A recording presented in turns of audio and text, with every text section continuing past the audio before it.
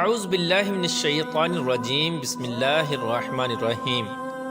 اللہ تبارک و تعالیٰ کے نام سے شروع جو بڑا مہربان اور نہایت رحم کرنے والا ہے۔ ایک ایسی قوم جس پر اللہ تبارک و تعالیٰ نے اپنا دردناک عذاب نازل فرمایا اور اس قوم کے تمام لوگوں کو بندر بنا دیا۔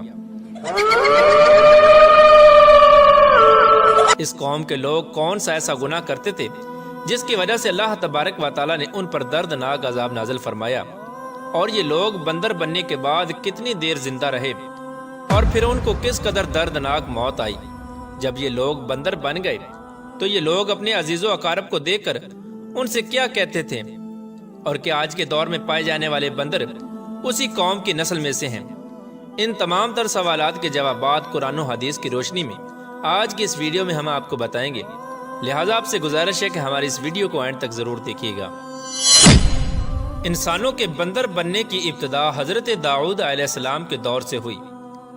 اس واقعے کا پس منظر کچھ یوں ہے۔ حضرت داؤد علیہ السلام اور ان کی قوم سمندر کے کنارے ایلا نامی گاؤں میں رہتے تھے، اور ان کی تعداد 70,000 کے قریب تھی۔ یہ قوم بڑی ہی خوشحال تھی اور اللہ تبارک و تعالیٰ کی فرما بردار قوم تھی۔ اس قوم کو اللہ تبارک و تعالیٰ نے بے شمار نعمتوں سے نوازا تھا۔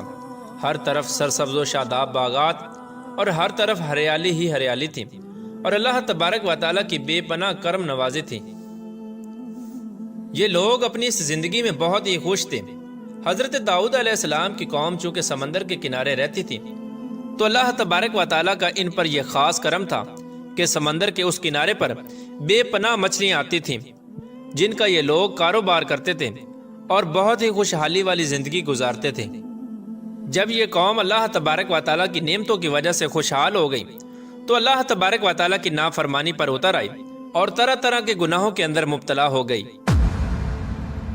اور پھر ایک دن اللہ تبارک و تعالیٰ نے اس قوم کا امتحان لینے کا ارادہ کیا اور حضرت داؤد علیہ السلام کو وحی بھیجی کہ اپنی قوم سے کہہ دیں کہ وہ سنیچر کے دن یعنی ہفتے والے دن مچھلی کا شکار کرنا بند کر دیں۔ اس طرح اللہ تبارک و تعالیٰ نے حضرت داؤد علیہ السلام کی قوم پر ہفتے والے دن مچھلیوں کا شکار حرام فرما دیا، اور پھر یہاں سے اس قوم کی بربادی شروع ہو گئی۔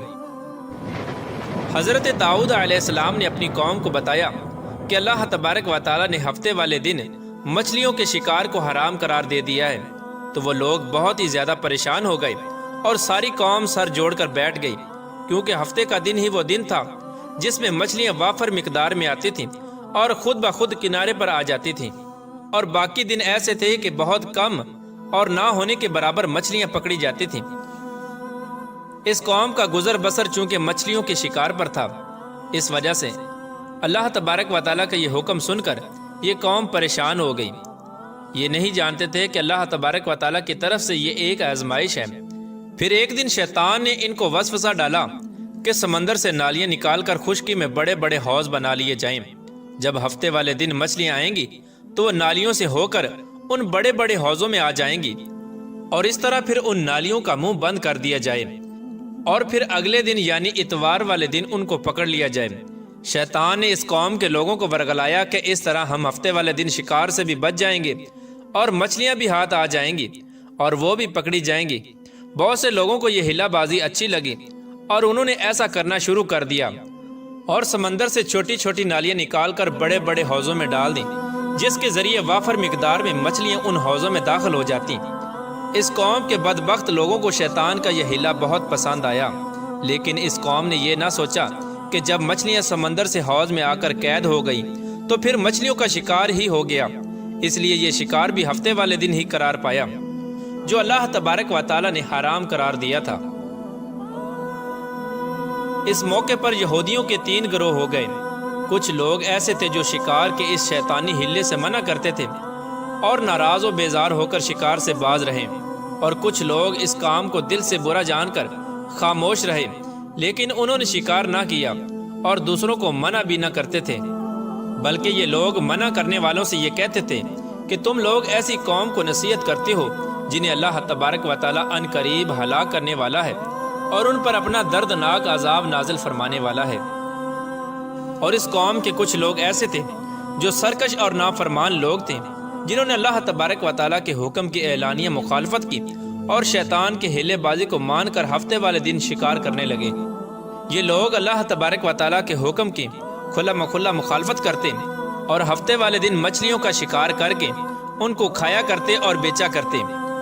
پیارے دوستو، حضرت داؤد علیہ السلام کی قوم کے 1200 ایسے نافرمان افراد تھے جو منع کرنے کے باوجود بھی ہفتے کو ان نالیوں کے ذریعے شکار کرتے رہے۔ حضرت داؤد علیہ السلام نے ان 1200 نافرمانوں کو اللہ تبارک و تعالیٰ کے عذاب سے ڈرایا کہ وہ اللہ تبارک و تعالیٰ کی اس نافرمانی سے باز آ جائیں، لیکن وہ لوگ باز نہ آئے اور کھلے عام شکار کرنے لگے۔ چنانچہ وہ لوگ جو اس بات کو برا جانتے تھے، ان لوگوں نے اپنے اور ان نافرمانوں کے درمیان ایک دیوار کھڑی کر دی، جس کی ایک طرف وہ 1200 نافرمان رہتے تھے اور دوسری طرف وہ لوگ تھے جو شکار سے باز رہے۔ حضرت داؤد علیہ السلام نے اپنی اس قوم کے نافرمانوں کو بارہا سمجھایا، لیکن یہ لوگ اپنی نافرمانی سے باز نہ آئے اور اسی طرح اللہ تبارک و تعالیٰ کی نافرمانی کرتے رہے اور شکار کرتے رہے۔ پھر ایک دن حضرت داؤد علیہ السلام نے غضبناک ہو کر شکار کرنے والوں پر لعنت فرما دی۔ اس کا اثر یہ ہوا کہ ایک دن خطا کاروں میں سے کوئی بھی اپنے گھر سے باہر نہ نکلا۔ یہ منظر دیکھ کر کچھ لوگ ان کی دیواروں پر چڑھ گئے تاکہ معلوم ہو سکے کہ وہ لوگ کس حال میں ہیں۔ جب ان لوگوں نے ان نافرمانوں کو دیکھا تو وہ سب کے سب بندر کی صورت میں مسخ ہو چکے تھے۔ اللہ تبارک و تعالیٰ نے ان کی نافرمانی کی وجہ سے ان پر اپنا دردناک عذاب نازل فرمایا اور ان کو انسانوں سے بندر بنا دیا۔ جب لوگ ان مجرموں کا دروازہ کھول کر ان کے گھر میں داخل ہوئے تو وہ بندر اپنے رشتہ داروں کو پہچانتے تھے اور ان کے پاس آ کر ان کے کپڑوں کو سونگھتے تھے اور زاروں کی طرح روتے تھے، لیکن وہ کچھ بول نہ سکتے تھے۔ اللہ تبارک و تعالیٰ کے ان نافرمان بندر بن جانے والے لوگوں کی تعداد 12,000 تھی۔ ان 12,000 لوگوں نے اللہ تبارک و تعالیٰ کی نافرمانی کی اور اللہ تبارک و تعالیٰ نے ان کو بندر بنا دیا، جس طرح کہ اللہ تبارک و تعالیٰ سورہ بقرہ میں ارشاد فرماتا ہے، اور بے شک ضرور تمہیں معلوم ہے تم میں کہ وہ جنہوں نے ہفتے میں سرکشی کی تو ہم نے ان سے فرمایا کہ ہو جاؤ بندر دھتکارے ہوئے۔ اس طرح حضرت داؤد علیہ السلام کی قوم کے 12,000 نافرمان بندر بن گئے۔ یہ لوگ 3 دن تک زندہ رہے اور اس دوران یہ کچھ نہ کھا سکتے تھے اور نہ ہی پی سکتے تھے، بلکہ یوں ہی بھوکے پیاسے سب کے سب ہلاک ہو گئے اور 3 دن کے اندر سب کے سب مارے گئے۔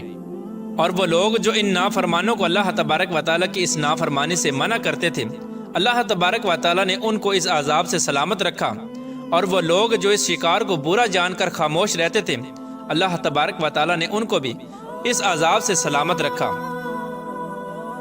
پیارے دوستو، اب بات کرتے ہیں کہ آج کے دور کے بندروں میں سے کیا کوئی بندر ان کی نسل میں سے بھی موجود ہے، یا آج کے دور میں پائے جانے والے بندر انہی بندروں کی نسل میں سے ہیں؟ اس کے متعلق روایات میں آتا ہے کہ حضرت عبداللہ بن مسعود رضی اللہ تعالیٰ عنہ سے روایت ہے کہ حضور پاک صلی اللہ تعالیٰ علیہ وآلہ وسلم سے کسی نے سوال کیا کہ آج کے بندر کیا حضرت داؤد علیہ السلام کی قوم سے ہیں؟ تو حضور نبی کریم رؤوف الرحیم صلی اللہ تعالیٰ علیہ وآلہ وسلم نے ارشاد فرمایا کہ اللہ تبارک و تعالیٰ جس قوم پر عذاب بھیجتا ہے یا ان کی شکلوں کو مسخ کرتا ہے تو یہ عذاب انہی پر ہوتا ہے جن پر وہ عذاب نازل ہوا تھا، اور اس کے بعد اللہ تبارک و تعالیٰ ان لوگوں کو ہلاک کر دیتا ہے اور ان کی آگے نسل نہیں بڑھتی۔ اس لیے یہ بات غلط ہے کہ کچھ لوگ یہ سوچتے ہیں کہ آج کے بندروں میں بھی حضرت داؤد علیہ السلام کی قوم کے بندر بننے والوں کی نسل موجود ہے۔ ایسا کچھ بھی نہیں ہے۔ وہ لوگ صرف اور صرف 3 دن زندہ رہے اور اس کے بعد سب کے سب ہلاک ہو گئے، اور اللہ تبارک و تعالیٰ نے اس قوم کے نافرمانوں کو صفحہ ہستی سے مٹا دیا۔